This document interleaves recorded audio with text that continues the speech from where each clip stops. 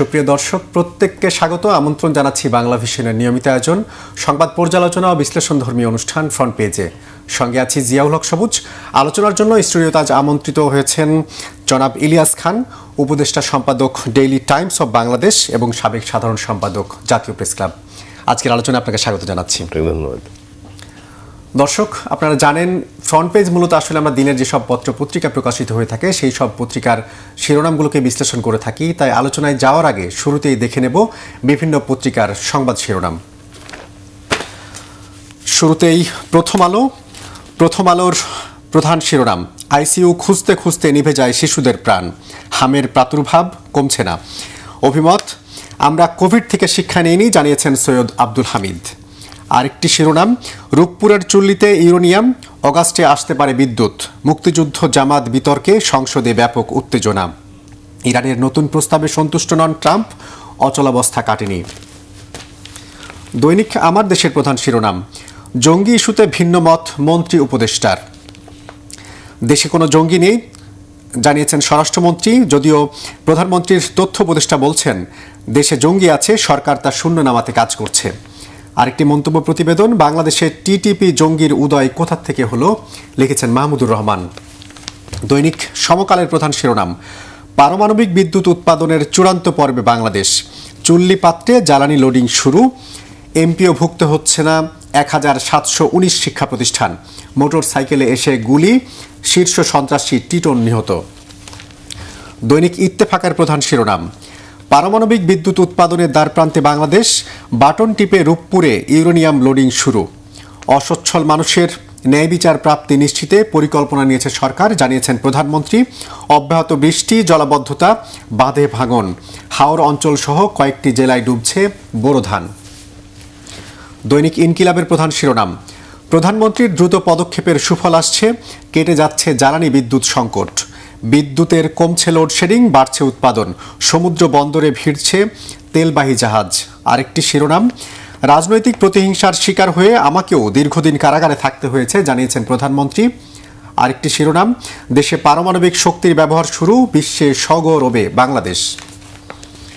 দৈনিক বাংলাদেশ প্রতিদিন, তাদের প্রধান শিরোনাম, পারমাণবিক যুগে বাংলাদেশ, রূপপুর বিদ্যুৎ কেন্দ্রে ফুয়েল লোডিং শুরু, মাদকের হাটের ছড়াছড়ি, রাজধানীতে ফিল্মি স্টাইলে হত্যা, সোশ্যাল মিডিয়া কি প্যারালাল সরকার হয়ে যাচ্ছে, এমন প্রশ্ন তুলেছে একটি শিরোনামে। দৈনিক যুগান্তরের প্রধান শিরোনাম, বিশেষজ্ঞদের প্রশ্ন, লুটেরাদের হাতেই কি ফিরবে ব্যাংক। আরেকটি শিরোনাম, দুর্নীতিতে আকণ্ঠ নিমজ্জিত রূপপুর বিদ্যুৎ প্রকল্প, আওয়ামী লীগের বোঝা বিএনপির কাঁধে, পারমাণবিক যুগে বাংলাদেশ চুল্লিতে ইউরেনিয়াম। দৈনিক নয়া দিগন্তের প্রধান শিরোনাম, ইরানের নতুন প্রস্তাবে অসন্তুষ্ট ট্রাম্প, যুদ্ধ অবসানের আশা ম্লান। আরেকটি শিরোনাম, গণতান্ত্রিক যাত্রা সুসংহত করতে ন্যায়ের শাসন প্রতিষ্ঠার বিকল্প নেই, প্রধানমন্ত্রী। রূপপুরে ইউরেনিয়াম লোডিং শুরু। কালের কণ্ঠের প্রধান শিরোনাম, রিজওয়ানার থাবাই গণস্বাস্থ্য কেন্দ্র, দেশকে প্রতিদান দিতে এসে ফিরলাম বড় ধাক্কা নিয়ে, রূপপুরে চুল্লিতে জ্বালানি লোডিং শুরু, পারমাণবিক বিদ্যুতের পথে বাংলাদেশ। দৈনিক দেশ রূপান্তরের প্রধান শিরোনাম, সংসদীয় গণতন্ত্রের সুবাতাস, সংসদ নেতা ও বিরোধী দলীয় নেতার ভূমিকা ইতিবাচক, অর্থাভাবে ন্যায় বিচার বঞ্চিত থাকবে না কেউ, জানিয়েছেন প্রধানমন্ত্রী। অন্ধকারে আলো খোঁজার দায় নিয়েছি, সম্পাদকের প্রতিবেদন। দৈনিক কালবেলার প্রধান শিরোনাম, বড় অঘটনের আগেই গোয়েন্দা তৎপরতায় শনাক্ত উগ্রপন্থীরা, ইইউ নির্বাচন মিশন, তারা জানিয়েছেন জাতীয় নির্বাচনে ইঞ্জিনিয়ারিংয়ের কোনো অভিযোগ নেই, পারমাণবিক শক্তিতে বাংলাদেশের নবসূচনা। দৈনিক মানব জমিন, তাদের প্রধান শিরোনাম, বিদ্যুতের নতুন যুগে বাংলাদেশ, গণভোটের প্রচারে বাংলাদেশ ব্যাংকের টাকা নিয়ে নানা প্রশ্ন, ভবিষ্যৎ নির্বাচন প্রক্রিয়া স্বচ্ছ করতে ইউরোপীয় ইউনিয়নের 19 দফা সুপারিশ। দৈনিক বণিক বার্তার প্রধান শিরোনাম, আমলাতন্ত্রকে মেধার ভিত্তিতে সাজাতে বেগ পাচ্ছে সরকার। আরেকটি শিরোনাম, ঊর্ধ্বমুখী দামে ছোট ও মিনি প্যাকে ঝুঁকছেন ক্রেতারা। ইংরেজি দৈনিক the daily star, their main headlines, Teknaf to Tetulia economic corridor on the horizon. Another headlines, nuclear fuel loading starts at Rooppur power plant. Top gangster shot dead in new market. Another English daily, the Daily Observer, their main headlines: intelligence agencies find 1,611 militants active in country. Another headlines: Rupur nuclear power plant begins uranium fuel loading. Another headlines: no PPA yet, not tariff clarity. Another English daily, the New Age, their main headlines: nuclear power plant, Rupur plant begins trial run. Another headlines: heavy rain triggers severe water stagnation in Chittagong city. Another headlines: 464 murder, 666 rape cases filed since government takes office, said Home Minister. তো ইলিয়াস ভাই, এই ছিল আমাদের বিভিন্ন পত্রিকার সংবাদ শিরোনামগুলো। বিশেষ করে আমরা যেটা দেখলাম যে নতুন করে এই যে রূপপুর পারমাণবিক বিদ্যুৎ কেন্দ্র, যেটা আমরা বলছি যে আসলে এই জ্বালানি লোডিং এর মধ্য দিয়ে বিশ্বে যে 33তম দেশের তালিকায় পারমাণবিক শক্তি ব্যবহারের দিক দিয়ে বাংলাদেশ এগিয়ে গেল, এটাকে কিভাবে দেখছেন? এটা আসলে বিদ্যুৎ উৎপাদনে কতটা ভূমিকা রাখবে? এটি তো অত্যন্ত ভালো দিক, বাট আমরা গণমাধ্যমে কল্যাণে কালকে যতটুকু জেনেছি, দুটি ইউনিট থেকে 2400 megawatt, but it takes time. এখন যে ইউরেনিয়াম লোড করলো, এটি থেকেও বিদ্যুৎ আসতে কয়েক মাস লাগবে, আপনি জানেন, এবং এটি যখন ফুল সুইংয়ে আসতে কিন্তু আগামী বছর চলে আসবে।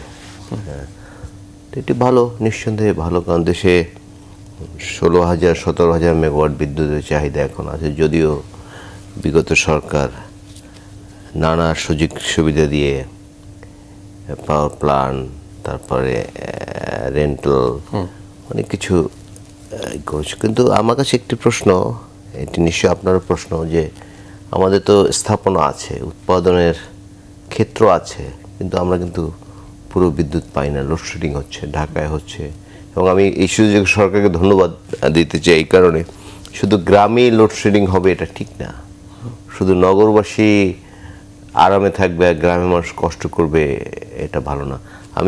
আমি দেখেছি কি বিরোধী দলের নেতা বা সংসদে বলেছেন যে সংসদের লোডশেডিং, এটি আমি সাধুবাদ জানাচ্ছি, এটি খুব ভালো কথা তিনি বলেছেন।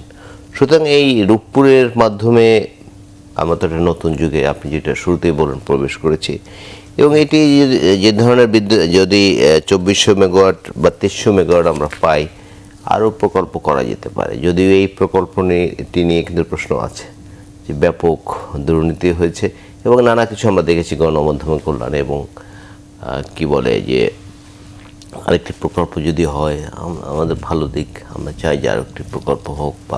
এবং একই সঙ্গে আমাদের কিন্তু এখন ভাববার সময় এসছে যে জ্বালানি সংকটের কারণে বিশ্বব্যাপী ইরান মার্কিন যুক্তরাষ্ট্রের যুদ্ধের কারণে আমাদের কিন্তু বিকল্প চিন্তা করতে হবে। এই যে সংকট হচ্ছে, এবং কালকে আমি একটি গণমাধ্যমে দেখলাম, যুদ্ধ যদি এখনও বন্ধ হয়ে যায়, জ্বালানি সরবরাহ একদম আগের অবস্থা আসতে কিন্তু 1 বছর লাগবে। এটা তো আমাদের মধ্যে থার্ড ওয়ার্ল্ডের কান্ট্রির জন্য একটা বিরাট উদ্বেগের বিষয়, কারণ আমাদের নিজস্ব ওই অর্থে কোনো জ্বালানি কিন্তু আমরা পাচ্ছি না। সেক্ষেত্রে সোলার প্যানেল করে যে সরকারের উদ্যোগ আছে, এবং সরকার কিন্তু বলেছে, এবং এই সঙ্গে আমি ওই দিন একজন এক্সপার্টের বক্তব্য শুনছিলাম, সরকার যে খাল কাটার কর্মসূচি নিয়েছে, খালের কিনারে কিন্তু এই বিদ্যুৎ উৎপাদনের ব্যবস্থা করা যেতে পারে, সোলার প্যানেল বসিয়ে। তারপরে ধরুন এই যে হাওর অঞ্চল আছে, বিশাল অঞ্চল, এসব জায়গায় করা যায়। চীনে কিন্তু এরকম হয়েছে যে নদীর পাড়ে আছে, তারপরে যে উইন্ডমিল, সেটি করে, যদিও আমাদের এখানে উইন্ডমিলের মাধ্যমে বিদ্যুৎ উৎপাদন একটু অতটা সহজ নয়, কারণ আমাদের বাতাস কিন্তু এত দ্রুত গতির না।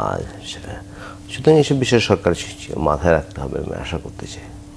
আমরা তো দেখেছি, আপনি যে প্রসঙ্গটা বললেন যে আসলে সরকারের বিদ্যুৎ উৎপাদনের যে সক্ষমতা এবং চাহিদার মধ্যে বিশাল একটা ফারাক, এটাকে শুধুই আমরা জ্বালানি সংকটের কারণে করতে পারছি না, নাকি আসলে আওয়ামী লীগ সরকার থাকতে তারা যে পরিকল্পনা করেছিলেন? তারা তো দুর্নীতির মৎসব চালিয়েছে, আপনারা জানেন যে এগুলো তো আগে থেকে ব্যাপক সমালোচনা হচ্ছে, নিজেদের দলের লোকজনকে সুবিধা দেওয়ার জন্য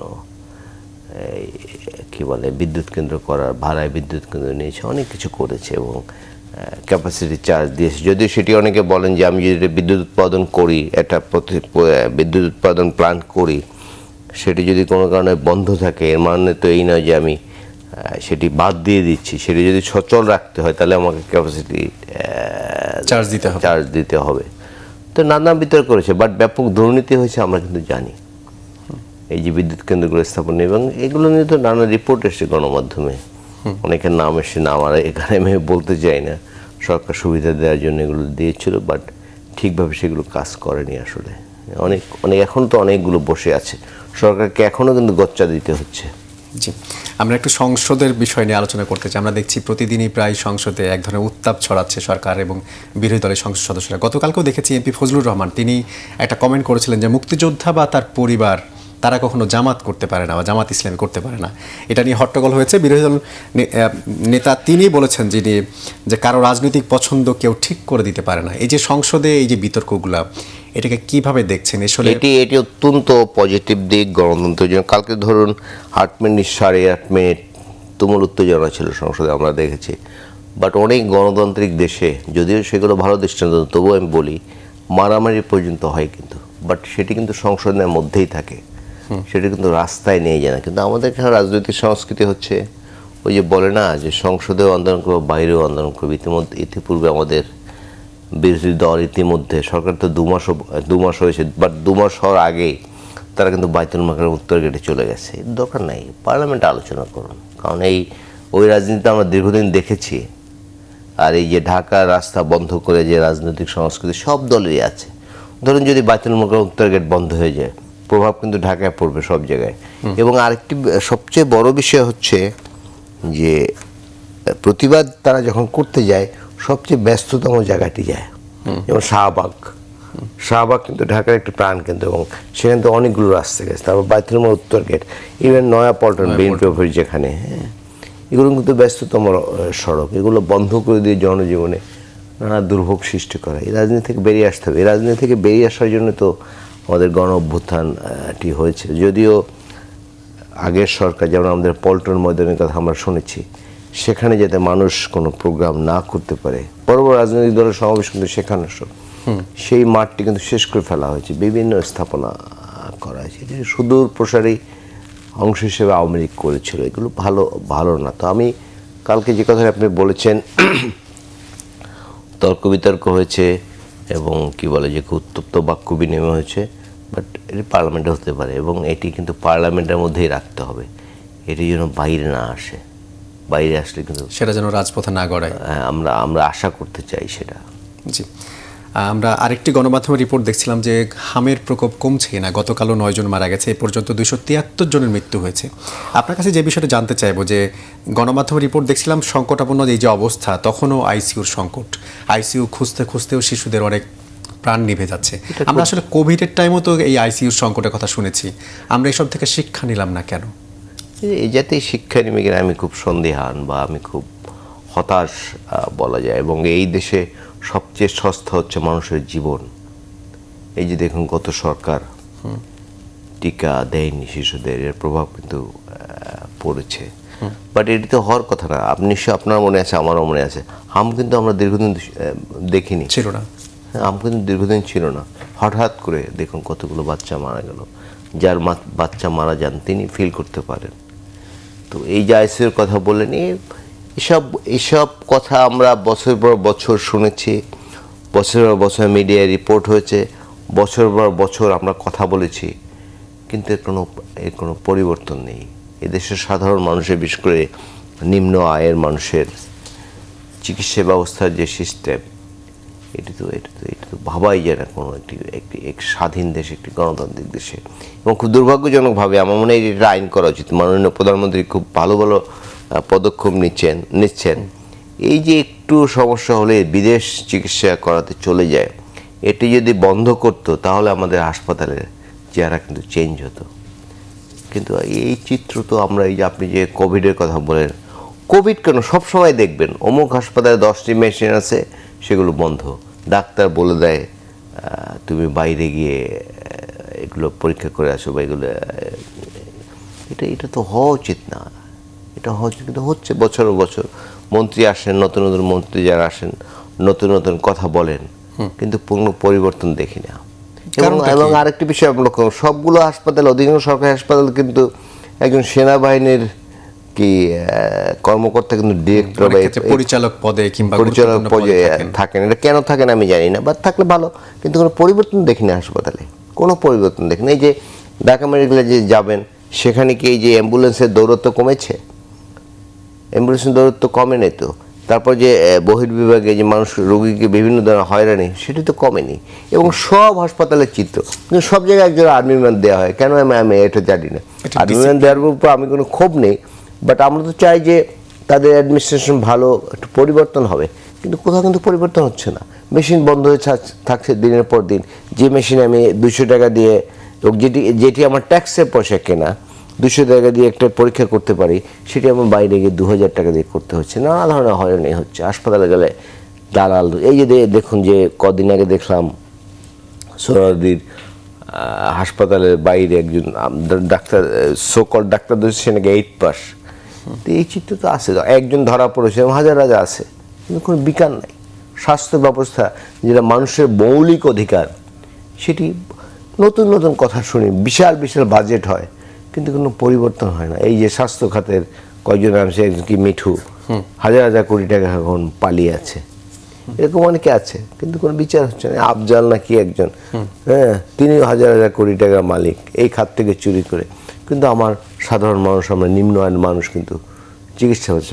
বাট সরকারি হাসপাতালগুলোতে সুস্থ মানুষরা আরও অসুস্থ হয়ে আসে, এমন খাবার পরিবেশন করে, এমন পরিবেশ, সব কিছু মানে স্বাস্থ্য ব্যবস্থার জন্য আরও ক্ষতিকর, কিন্তু এগুলো চলছে বছর পর বছর। এবং এই যে আর্মি ম্যান বসে আছে একজন ডিরেক্টর, এটা তো চেঞ্জ, আমরা চাই যেগুলো চেঞ্জ হোক। কিন্তু আমরা তো দেখছি যে এই ওষুধের ব্যবহার বাড়ছে, ক্লিনিক বাড়ছে এবং টেস্টের সংখ্যা বাড়ছে। ওষুধের ব্যবহার বাড়ছে মানে দেশের স্বাস্থ্য খাত ভালো নেই। আপনি দেখবেন এই একটি নগরী পৃথিবীর, আমার মনে হয়, মুদি দোকান এবং ওষুধের দোকান প্রত্যেকটা পাড়া মহল্লায়, এবং একমাত্র দেশ প্রেসক্রিপশন ছাড়া আপনাকে ওষুধ দিয়ে দেবে। প্রত্যেকটা মানুষ ডাক্তার, আপনি গিয়ে বলবেন আপনার জ্বর হলো, আপনি গিয়ে বললেন আমাকে এই ওষুধ দেন, ডাক্তার কিন্তু দিয়ে দিলেন। ফার্মেসিতে যে লোক আছে তিনি কিন্তু দিয়ে দিলেন, এবং সর্বত্র। বাট পৃথিবীর কোথাও কিন্তু আপনি এগুলো পাবেন না। আমাদের এখানে হচ্ছে না, গাল ভরা বলি শুনি, কিন্তু এগুলো পরিবর্তন হচ্ছে না। কিন্তু আমরা কথায় এবং একই সঙ্গে আমি এই সুযোগটা বলে রাখি যে ডাক্তার বন্ধুদের কি বলে যে একটু মানসিক অবস্থা চেঞ্জ করতে হবে। এই সাধারণ মানুষ, আপনি রোগ আইডেন্টিফাই করতে পারছেন না, বাট আপনি 20টা টেস্ট দিয়ে দিচ্ছেন। আপনি রোগীর চেহারা দেখছেন না যে এই রোগীটা 20টা টেস্ট করতে পারবে কিনা। আপনি আপনার যে কি বলে কোম্পানিগুলো, ওষুধ কোম্পানিগুলো স্যাম্পল দিয়ে দেয়, সেগুলো কাজ করে কিনা, আপনি এই জন্য একটা জায়গায় 10টা ওষুধ লিখে দিলেন, এটা তো হয় না। আপনার বাইরে দাঁড়িয়ে আছে, কিন্তু আপনি নিশ্চয়ই ফলো করেছেন, আপনি কোথাও থেকে কোনো কিছু প্রেসক্রিপশনে বেরোলেন, বাইরে কিন্তু ওষুধ কোম্পানির লোকজন দাঁড়িয়ে আছে, তারা কিন্তু ছবি তুলে নিচ্ছে। ওই ডাক্তারের উপর প্রেশার ক্রিয়েট হয়, ডাক্তারকে বেনিফিট দিচ্ছে, বাট তিনি সেই কোম্পানির ওষুধের নাম লিখছেন কিনা সেগুলো টেস্ট করে। এগুলো সব পরিবর্তন হওয়া উচিত, এগুলো পরিবর্তন হচ্ছে, কিন্তু হচ্ছে না। এবং আমি খুব হতাশা প্রকাশ করি, আদৌ হয় কিনা আই এম নট শিওর। কারণ আপনি একটু আগে বলেন ওষুধের ব্যবহার বেড়েছে, তো ওষুধ তো মানুষ কিছু ইনডাইরেক্ট সমস্যা আছে। এই যে ধরুন ঢাকা নগরী, আজকে আমি দেখে আসলাম, এত বৃষ্টি হওয়ার পর দূষিত নগরীর দিক থেকে 6 নম্বর ঢাকা। আজকে না কালকে দেখলাম না, ঢাকা 6 নম্বর।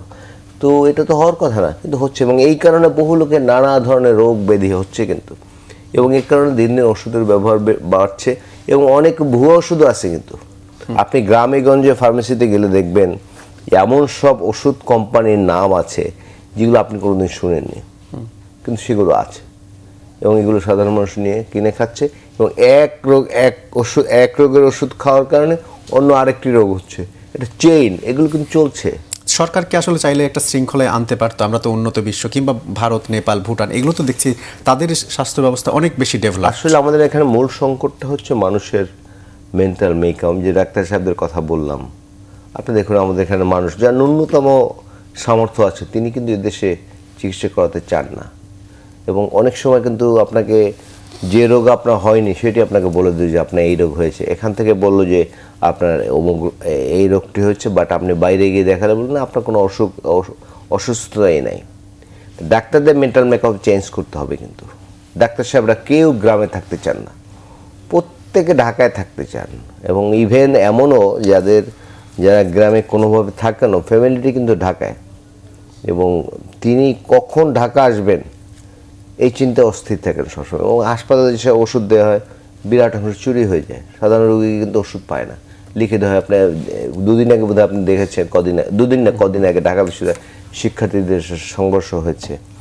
এগুলো কমন চিত্র বাংলাদেশের। আপনি যেটি বললেন সরকার ইচ্ছে করলে হয়তো অনেক দূর আগানো যাবে, বাট ডাক্তার সাহেব, রোগীদের, আর রোগীরাও আছে, কেউ মারা গেলেই বলে যে এটা ডাক্তারদের অবহেলা, হাসপাতাল ভাঙচুর করে ডাক্তারদের নাজেহাল করে। ঠিক না তো, মানুষ তো মারা যাবেই, মারা যাবে বলেই তো অসুস্থ বলে তো হাসপাতালে গিয়েছে, মারা যেতে পারে।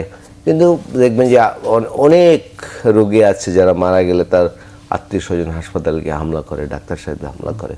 এটা শিক্ষা ব্যবস্থার পর হয়তো ট্রাস্ট করতে পারে না যে ট্রিটমেন্টটা ঠিক মতো হয়নি, এরকম শঙ্কা থেকে হয়তো করে সেটাই থাকেন। তো, এগুলো আসলে বিরাট সমস্যা। এগুলো একটা দীর্ঘমেয়াদী প্ল্যান নেওয়া উচিত আমি মনে করি। ইভেন এখন যে আমি তো খুব আশঙ্কা করছি, আমি ছোট করছি না, বাট এই যে এখন প্রাইভেট মেডিকেলে ভর্তি হচ্ছে, এরা তো বেরোচ্ছে ডাক্তার অনেকেই, কিভাবে কেমন চিকিৎসা করেন আই এম নট শিওর। যাক, আমরা একটু ভিন্ন প্রসঙ্গে আসতে চাই। আপনি নিশ্চয়ই দেখেছেন যে জঙ্গিবাদের সংখ্যায় গুরুত্বপূর্ণ স্থাপনায় এক ধরনের সতর্কতা জারি করা হয়েছে। যদিও কালকে স্বরাষ্ট্রমন্ত্রী বলছেন যে দেশে উগ্রবাদী থাকতে পারে, তবে কোনো জঙ্গি নেই। যদিও তথ্য সম্প্রচার উপদেষ্টা গতকালকে একটি কথা বলেছেন যে হয়তো জঙ্গি আছে, কিন্তু এটা নিয়ে উদ্বেগের কিছু নেই।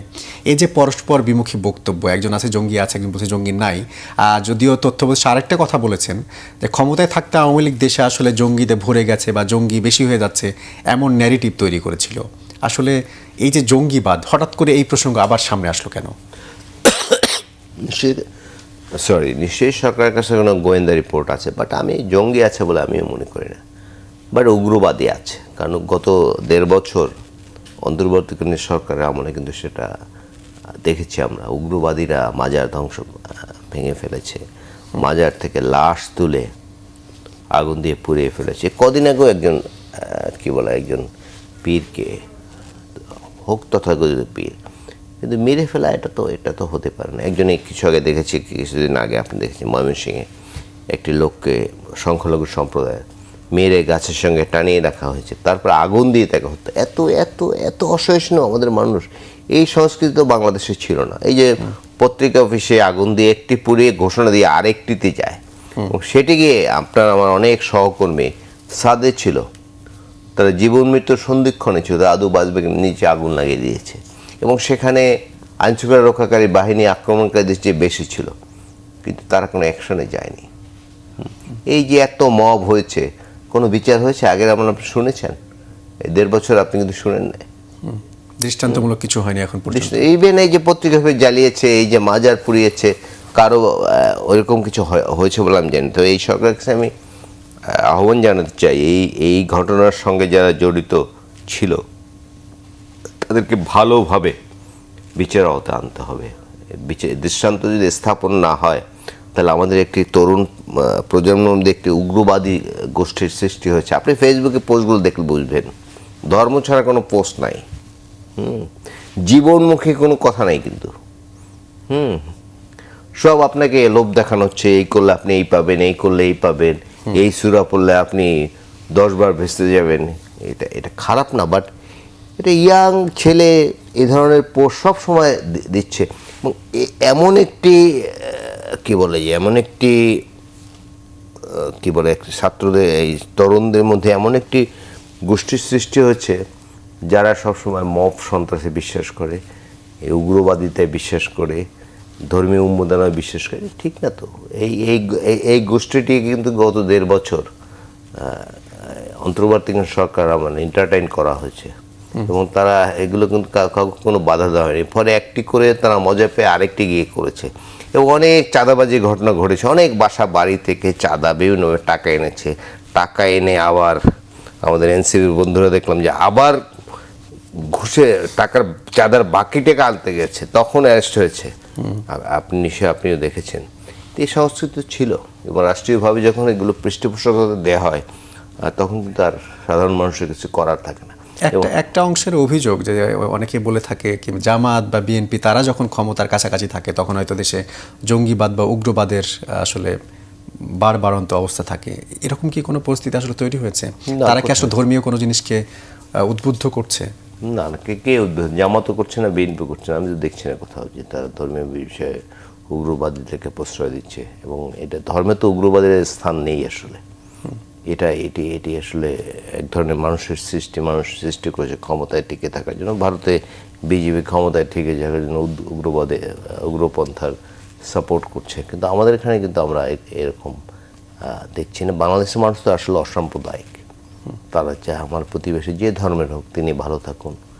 এবং আপনি দেখেন যে ওই যে ক্ষুদ্র নৃগোষ্ঠী আছে তাদের সাথে আমাদের সম্পর্ক ভালো। আমাদের এখানে মানুষের মেন্টাল মেকআপটা একটু অন্যরকম, একটা পরমত সহিষ্ণু একটা মেন্টাল মেকআপ। কিন্তু সেটা ওই যে কথার আগেও বলেছি, আবারও বলি, গত 1.5 বছরে এগুলো থেকে আমরা একটু দূরে সরে গিয়েছিলাম।